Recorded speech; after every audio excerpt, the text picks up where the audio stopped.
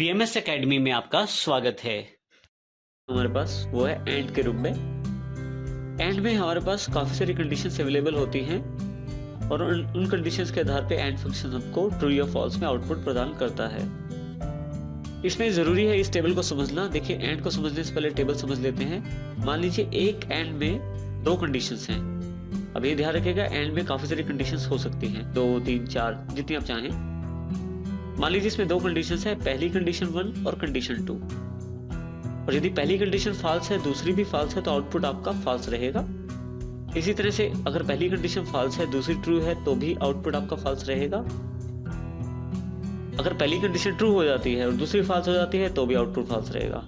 जब तक कि दोनों कंडीशंस आपकी ट्रू नहीं होंगी या जब तक सभी कंडीशंस आपकी ट्रू नहीं होंगी, तब तक आउटपुट आपके पास ट्रू नहीं आएगा। इस प्रकार से एंड कार्य करता है। एंड के आधार पे हम निर्णय ले सकते हैं। जैसे हमारे पास इस एग्जांपल से समझ लेते हैं।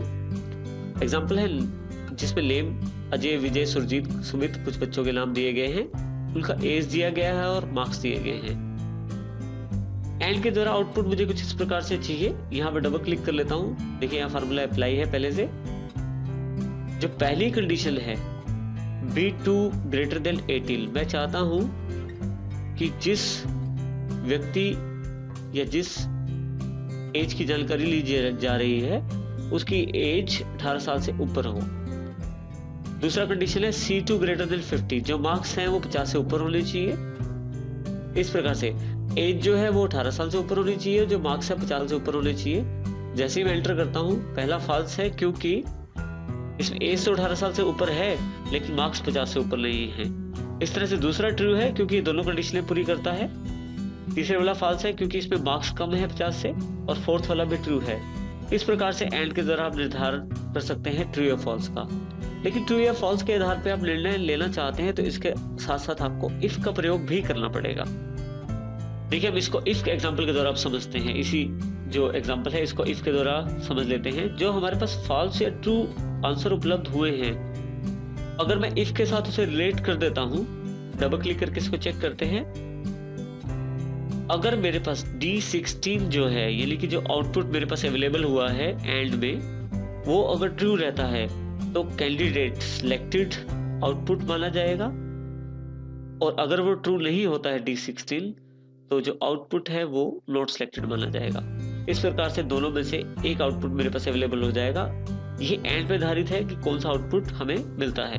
जैसे हम एंटर करते हैं, पहला नॉट सिलेक्टेड है क्योंकि हमारे पास यहाँ ट्रू अवेलेबल नहीं है। इस तरह से दूसरा कैंडिडेट सिलेक्टेड है, तीसरा नहीं है, चौथा सिलेक्टेड है। इसका अर्थ ये हुआ कि इसके आधार पे मैंने निर्णय लिया कि जिस व्यक्ति को मैं काम पे रखना चाहता हूँ उसकी एज 18 साल से ऊपर हो और उसके मार्क्स 50 से ऊपर हो। यदि ऐसा हो जाता है तो मेरे पास वो सिलेक्शन में आ जाएगा, नहीं तो नहीं। इस प्रकार इसलिए वो डिसीजन हमें आउटपुट के रूप में दिए हैं। इसमें देखिए एक एग्जांपल से हम इसे और समझ लेते हैं। हमारे पास यहाँ पे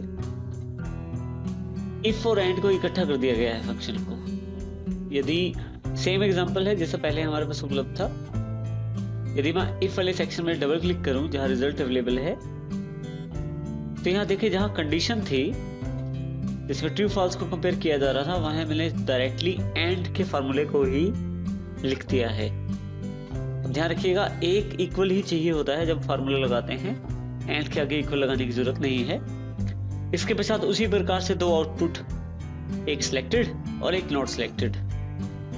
अब एंड जो है हमें ट्रू या फॉल्स का आउटपुट देगा और उस आउटपुट के आधार पे सिलेक्टेड और नॉट सिलेक्टेड डिसीजन आपके पास अवेलेबल हो जाएंगे। और जैसे आप एंटर करते हैं आपके पास आउटपुट अवेलेबल हो जाएगा। इस तरह से आप एक फार्मूला को दूसरे फार्मूला के इनसाइड रख के भी प्रयोग कर सकते हैं। इस तरह से आप एंड फंक्शन का प्रयोग कर सकते हैं।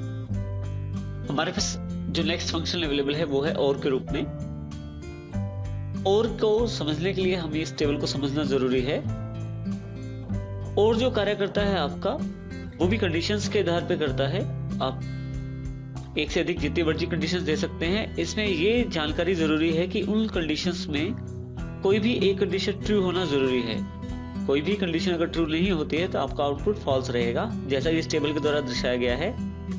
यदि मान लीजिए कंडीशन 1 जो है अगर वो फॉल्स है और कंडीशन 2 भी फॉल्स है, तो आउटपुट आपका फॉल्स रहेगा। लेकिन कंडीशन 1 या 2 में से कोई भी ट्रू होने पर आउटपुट ट्रू रहेगा। देखिए जैसे इसमें भी ऐसा है, कंडीशन 1 ट्रू के साथ, इसमें दोनों कंडीशंस ट्रू हैं तो इसमें आउटपुट आपका ट्रू है। इसका अर्थ ये हुआ कि और जो फंक्शन है वो आपको आउटपुट ट्रू देता है यदि आपके पास कोई भी कंडीशन ट्रू रहती है। अब देखिए हमारे पास यहाँ एग्जांपल है जिसके द्वारा हम और के फंक्शनैलिटी को समझ सकते हैं। हमारे पास कुछ स्टूडेंट्स के नाम दिए गए हैं, मार्क्स दिए गए हैं, जिसमें 2 टेस्ट हुए हैं हमारे पास, टेस्ट 1 और टेस्ट 2। मैं चाहता हूं कि यह ट्रू उस कैंडिडेट के लिए लेके आया जाए जिसने कम से कम एक टेस्ट पास किया हो, या तो 1 या 2। कंडीशन अगर हम कंडीशन के आधार पर देखें, डबल क्लिक करें इसे, तो हमें यहाँ से कुछ स्पेसिफिकेशन मिल जाएगी।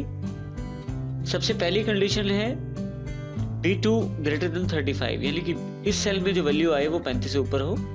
और इसी तरह से अगली कंडीशन है C2 ग्रेटर देन 35, इस सेल में जो वैल्यू हो वो 35 से ऊपर हो, दोनों में 35 से ऊपर हो।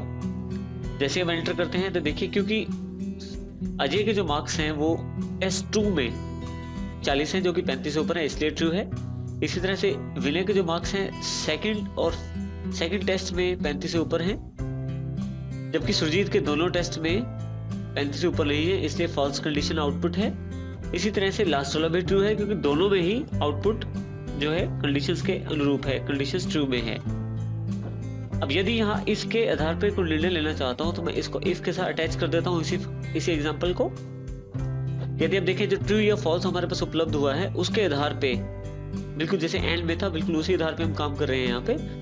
D16 यानी कि और वाले अगर सेल में आपके पास ट्रू आउटपुट आता है तो जो कैंडिडेट है आपका सिलेक्टेड हो जाएगा क्योंकि उसने दोनों में से कोई ना कोई टेस्ट पास किया है।